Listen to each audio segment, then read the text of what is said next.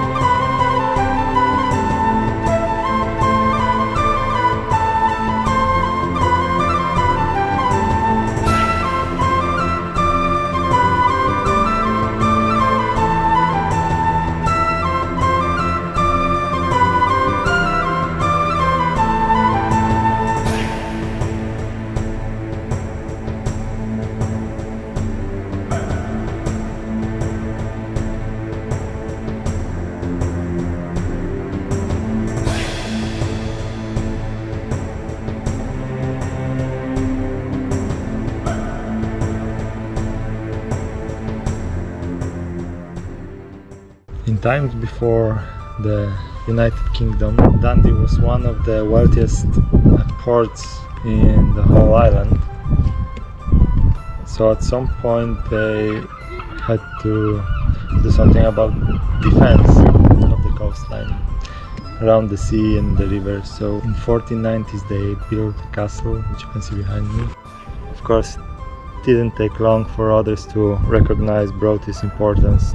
The English troops that came here immediately set about strengthening Broughty's artillery forces, and to put it nicely, they've been using a lot of local resources like building supplies and food.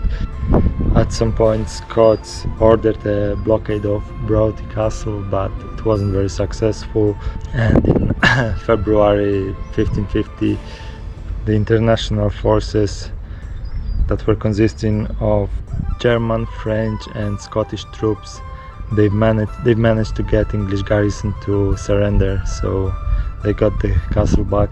In August 1651, General Monk marched on the castle and the Grace family left it without a fight.